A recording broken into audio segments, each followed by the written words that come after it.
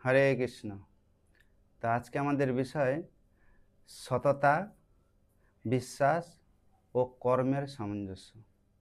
তো ভক্তি জীবনে এই তিনটার কি সামঞ্জস্য আছে বা কি প্রয়োজন সেটা জানার দরকার। ভক্তি জীবনে প্রথমেই তো দরকার সততা, সরলতা।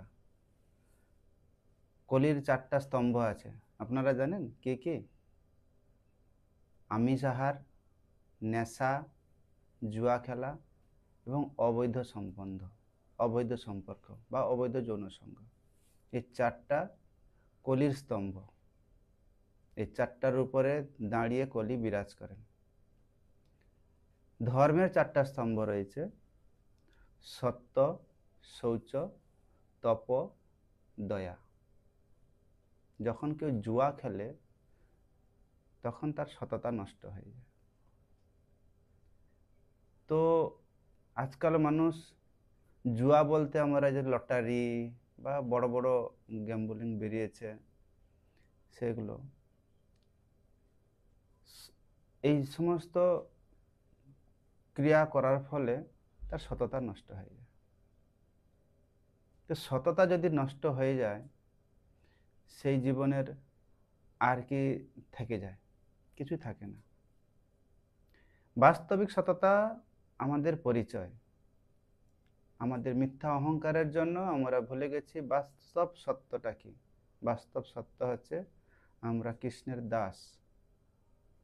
এই যে সত্য, এই সত্যটাকে আমাদের অহংকার ঢাকিয়ে রাখে, লুকিয়ে রাখে। বাস্তব সত্য আমাদের সর্বদা খুলে রাখতে হবে, মনে রাখতে হবে যে আমি কৃষ্ণের দাস। কিন্তু আমরা কৃষ্ণের দাস না হয়ে আমরা মায়ার দাস হয়ে যাই। তো সর্বদা মনে রাখতে হবে আমরা কৃষ্ণের দাস। কৃষ্ণের সন্তুষ্টি বিধানের জন্য কর্ম করা উচিত। তারপরে বলা হয়েছে বিশ্বাস। শাস্ত্রে বলা হয়েছে শ্রদ্ধা শব্দে বিশ্বাস কয়ে সুদৃঢ় নিশ্চয়, কৃষ্ণ ভক্তি কইলে সর্বকর্ম কৃত হয়। শ্রদ্ধা যদি থাকে তাহলে বিশ্বাস থাকবে। যদি শ্রদ্ধা না থাকে তার মনে ডাউট থাকবে, সংশয় থাকবে। গীতাতে ভগবান বলেছেন সংশয় আত্মা বিনশ্যতি। যার মনের মধ্যে সংশয় রয়েছে তার একদিন বিনাশ হবে, সে কোনোদিন আগে বাড়তে পারবে না। তো এইভাবে সততার সঙ্গে দৃঢ় বিশ্বাসের সঙ্গে যখন কর্ম করা হবে তখন সেই কর্ম দ্বারা ভগবান সন্তুষ্ট হবে।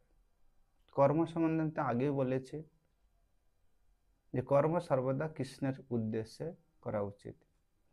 তা আমাদের বাস্তব সত্য জিনিসটা যখন প্রস্ফুটিত করতে পারবো জ্ঞানের মাধ্যমে, তখন সঠিক কর্ম করতে পারবো।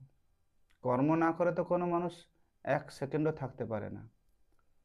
কিন্তু বাস্তব পরিচয়ের সঙ্গে যে যেখানে আছে তার একটা বাস্তব সততা রয়েছে। আপনি যদি অফিসে থাকেন, অফিসে আপনার একটা পজিশন রয়েছে। অধিকাংশ মানুষ কি করে, তার নিজের পজিশনটা বাদ দিয়ে অন্য জনের কাজ করতে যায়।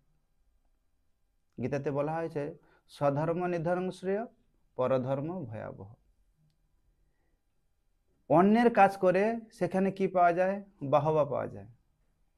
নিজের কাজ যেটা আমার জন্য নির্ধারিত করা রয়েছে, যে কাজের জন্য আমাকে বেতন দেওয়া হচ্ছে বা আমাকে দায়িত্ব দেওয়া রয়েছে, সেই কাজটা করতে চায় না।